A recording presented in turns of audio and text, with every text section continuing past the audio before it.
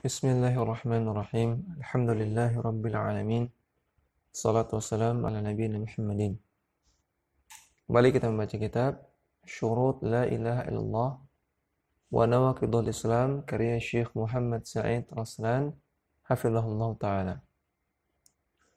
Beliau mengatakan wa naqidul tsani, pembatal keislaman yang kedua. Man ja'ala bainahu wa bainallahi wasa'ita yad'uhum wa yas'aluhum asy-syafa'ata. Orang yang menjadikan adanya perantara antara dia dengan Allah, yad'uhum, yang orang tersebut berdoa kepada perantara tersebut, wa yas'aluhum asy-syafa'ata, dan meminta syafaat kepada perantara tersebut, wa yatawakkalu alaihim, dan bertawakal kepadanya, fahadza qad kafara ijma'an, maka orang tersebut telah kufur berdasarkan ijma' ulama.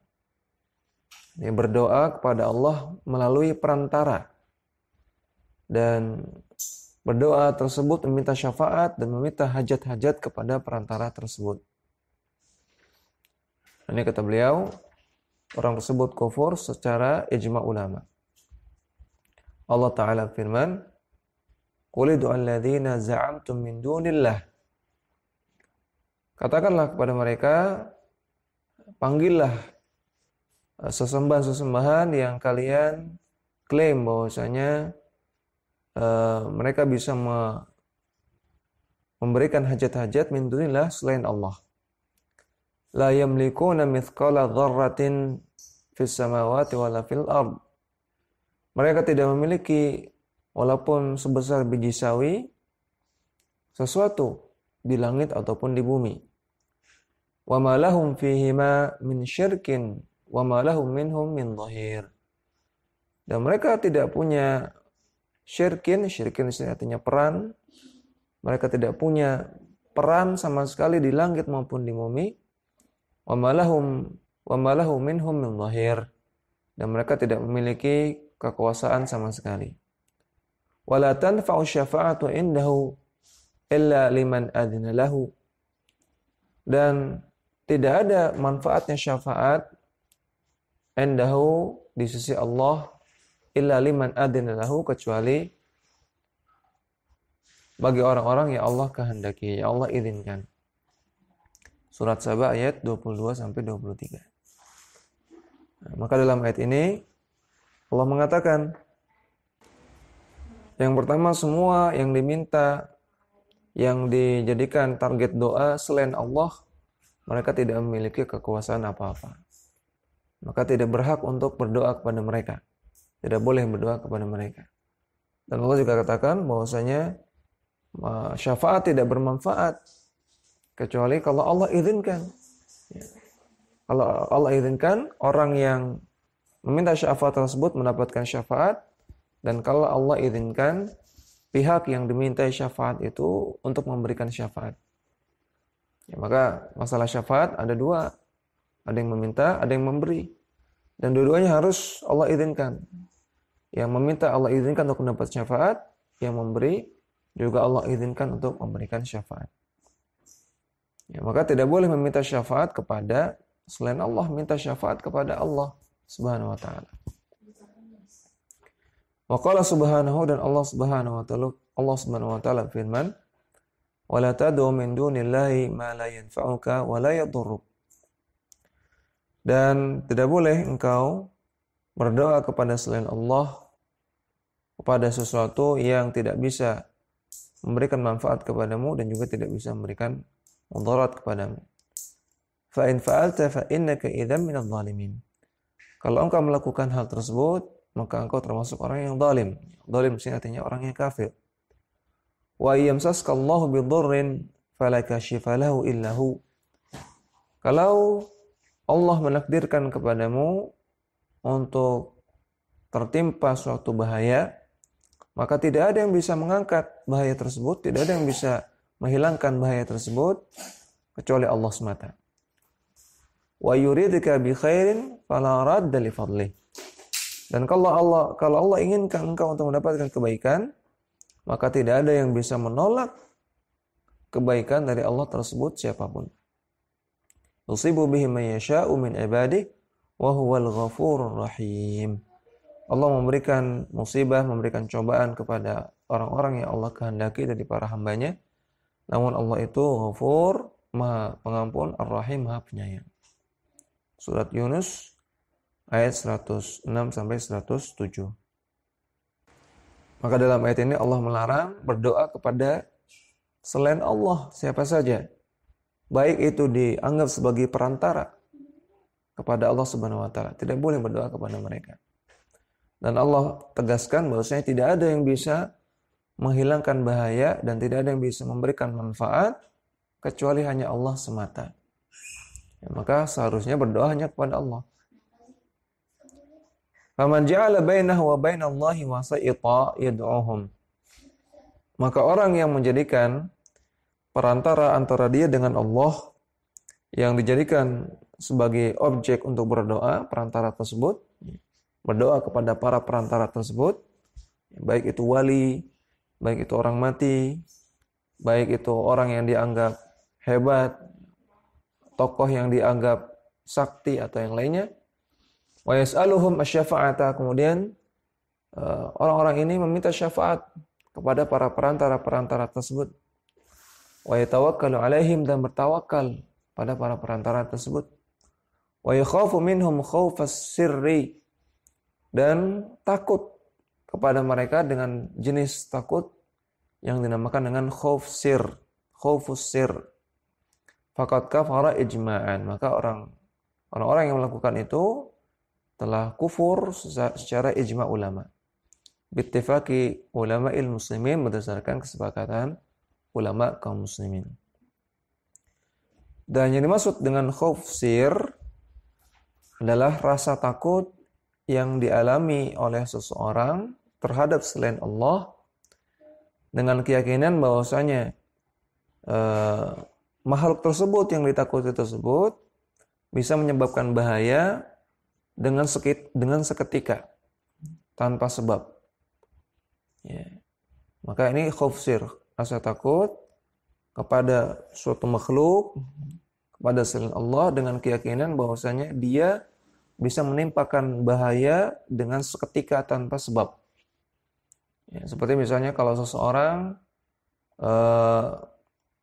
lewat kuburan, kemudian dia berkeyakinan kalau dia lewat kuburan maka dia bisa tiba-tiba mati, ya, bisa tiba-tiba sakit, bisa tiba-tiba terluka tanpa sebab, seketika begitu saja, maka ini khauf sir.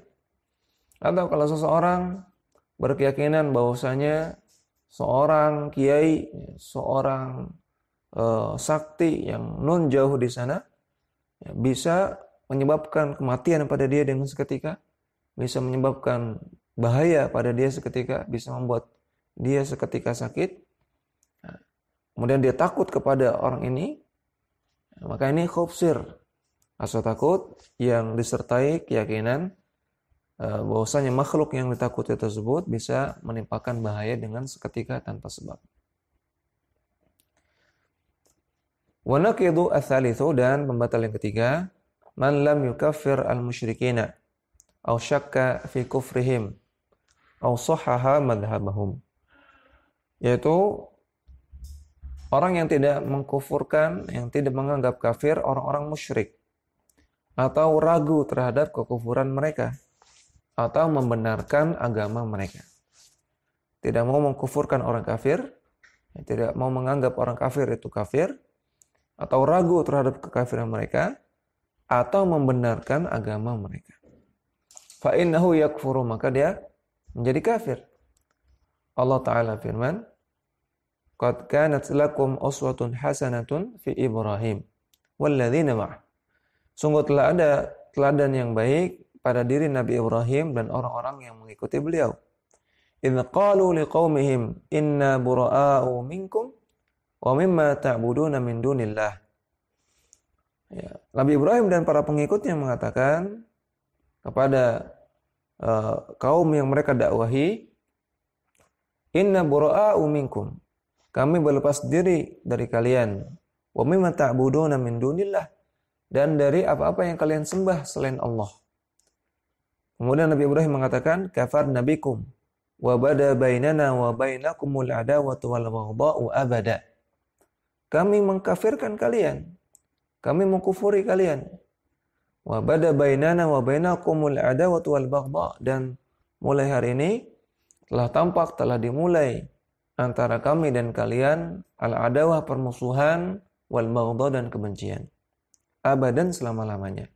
Hatta tu'minu billahi wahdah, sampai kalian mau beriman kepada Allah semata. Surat Al-Mumtahanah ayat keempat. Maka Nabi Ibrahim mengatakan, kafar nabikum, kami mengkafirkan kalian. Dan Allah sebutkan ini, Allah sebutkan sifat atau sikap Nabi Ibrahim ini sebagai sikap yang harus kita teladani. Allah katakan, qad kanat lakum uswatun hasanah fi Ibrahim. Ya, terdapat teladan yang baik dalam diri Nabi Ibrahim dalam sikapnya ini. Wa qala subhanahu, dan Allah Subhanahu wa taala berfirman, ya ayyuhalladzina amanu la tattakhidhul yahuda wan nasara awliya. Wahai orang-orang yang beriman, jangan jadikan orang-orang Yahudi dan orang-orang Nasrani sebagai aulia. Ba'dhuhum awliya'u ba'd. Di antara mereka adalah aulia, adalah para wali bagi mereka yang lain. Ya, sebagian mereka adalah wali bagi sebagian mereka yang lain. Wa may yatawallahum minkum fa innahu minhum. Barang siapa yang berwala kepada mereka, barang siapa yang loyal kepada mereka, maka ia menjadi bagian dari mereka. Innallaha la yahdil qaumadz zalimin. Allah tidak memberikan hidayah kepada kaum yang zalim. Surat Al-Maidah ayat 51. Nah, maka di sini Allah melarang menjadikan orang-orang kafir sebagai aulia. Aulia artinya, di antara arti aulia adalah orang yang dicenderungi untuk diberikan rasa sayang, orang yang disayangi. Kemudian juga aulia artinya orang yang sangat dekat, orang kepercayaan. Di antara aulia artinya pemimpin.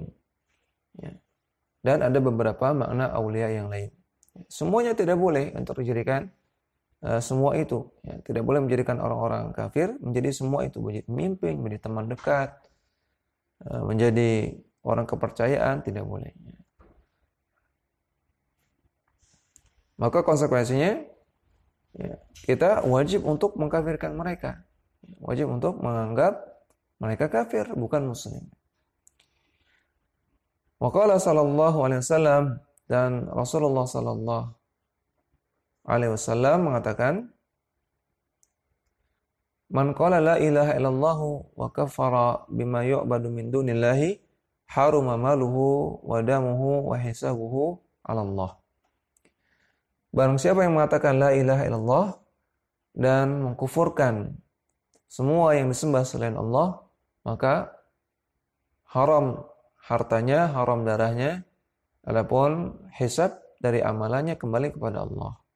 Akhrajahu Muslim, hadis riwayat Muslim. Maka di sini